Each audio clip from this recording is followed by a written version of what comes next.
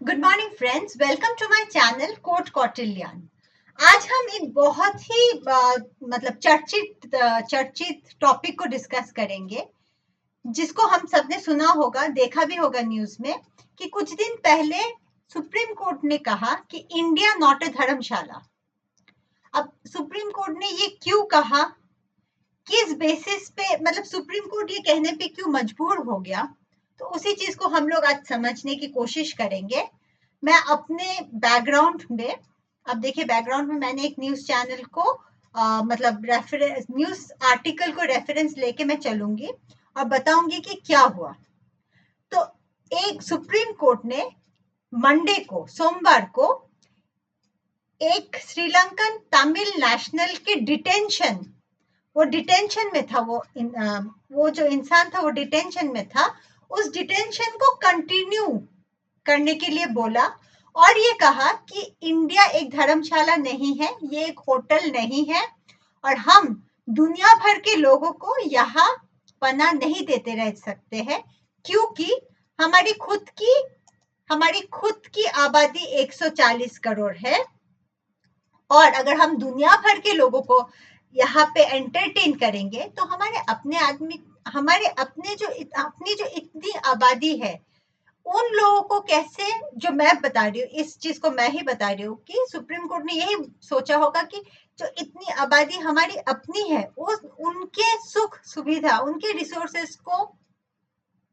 Resources के बारे में कौन सोचेगा। तो इसी पे जो जस्टिस दीपांकर दत्ता है और जस्टिस के विनोद चंद्रन है, उन्होंने इस श्रीलंकन इंसान के पिटीशन को सुना और ये कहा कि हम आपको we can not host refugees, मतलब हम लोग आपको रिफ्यूजी के हिसाब से होस्ट नहीं कर सकते हैं, क्योंकि हमारी ऑलरेडी आबादी 140 करोड़ है। इस पे ये कैसे स्टार्ट हुआ था, ये पूरा केस कैसे स्टार्ट हुआ था। अभी देखिए, ये जो इंसान है वो 2015 को उसको LTTE, एक टेररिस्ट ऑर्गेनाइजेशन हुआ करता था श्रीलंका में, उससे जुड़े रहने के शक में अरेस्ट किया गया था 2015 में। अब LTTE आप लोगों ने सुना है कि नहीं सुना है नहीं पता, लेकिन LTTE के एक बहुत फेमस लीडर हुआ करते थे, उनका नाम था प्रभाकरन। देखिए ये है प्रभाकरन, वेलुपल्लाई प्रभाकरन।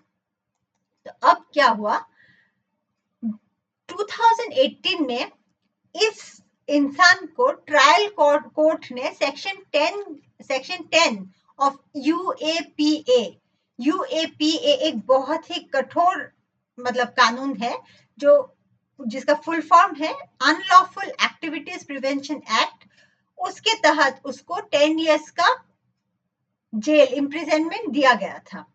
लेकिन 2022 में मद्रास हाई कोर्ट ने उस 10 साल को घटा के 7 साल किया और उसको बोला कि आप immediately, that he should leave India immediately after his sentence and must remain in a refugee camp till he lives India. मतलब जब उसका 7 साल खत्म होगा, उसको तुरंत भारत छोड़ देना है और भारत छोड़ने तक उसको रिफ्यूजी कैंप में ही रहना है।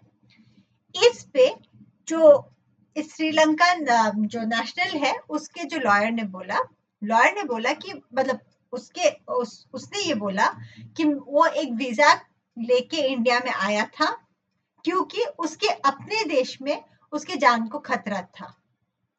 इस पे उसके जो लॉयर ने ये भी बोला कि वो डिटेंशन 3 इयर्स से अभी डिटेंशन में ही है और अभी तक उसका जो डिपोर्टेशन प्रोसेस है वो शुरू नहीं हुआ है। डिपोर्टेशन मतलब उसको फिर वापस भेज देने का जो प्रोसेस है वो अभी तक शुरू नहीं हुआ है।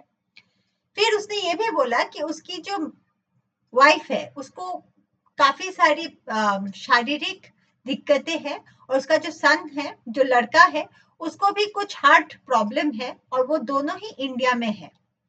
इस पे जस्टिस दत्ता ने ये बोला कि आप किस हक से इंडिया में रह रहे हो, आप किस हक से यहाँ सेटल होना चाह रहे हो, what is your right to settle here, मतलब आप किस हक से यहाँ पे सेटल होगे।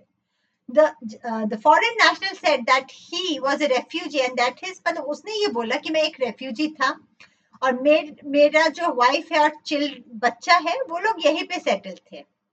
इस पे जस्टिस दत्ता ने बोला कि उस इंसान के केस में आर्टिकल 21 के तहत ही उसकी जो सारी आजादी है उसको ले ली गई है और जैसे कि जिस सिस्टम में उसकी आजादी को ली गई है वो एकदम कानूनी तरीके से ली गई है। दूसरा, the fundamental right to settle in India as per article 19 is available only to citizens. तो ये समझे कि ये भी बोला कि फंडामेंटल राइट जो है इंडिया में सेटल होने का आर्टिकल 19 के तहत सिर्फ नागरिक को ही है। तो इस पूरे केस में हम लोगों ने देखा कि सुप्रीम कोर्ट ने एक बहुत ही फर्म स्टैंड लिया और ये समझा दिया कि कोई भी दुनिया से सब लोग आके यहाँ पे इसको अपना मतलब होटल नहीं समझ सकते कि कोई कहीं पे भी उनको दिक्कत हो गई वो लोग यहाँ पे आ गए, ये नहीं पॉसिबल है। और सुप्रीम कोर्ट ने ये इस डिसीजन के तहत ये भी समझा दिया कि हमारी जो 140 करोड़ की आबादी है उस 140 करोड़ की आबादी को भी किसी तरीके से मतलब दिक्कत ना हो आने वाले दिनों में। तो यही पूरा केस था जिसके चलते सुप्रीम कोर्ट ने ये बोला कि इंडिया नॉट ए धर्मशाला। कहीं आपको कभी कोई पूछे कि किसने कैसे बोला तो आपको एक आइडिया रहेगा कि किस केस के बेसिस पे सुप्रीम कोर्ट ने ये बोला। ये हम लोग को हमेशा ये सब का नॉलेज होना चाहिए क्योंकि ये मतलब it is very important that we know what is going on in our country. So इसी के साथ अब मैं इस वीडियो को खत्म करती हूँ। मेरे चैनल को सब्सक्राइब कीजिए, लाइक कीजिए एंड मेरे को उसी के थ्रू मोटिवेशन मिलता है। So thank you.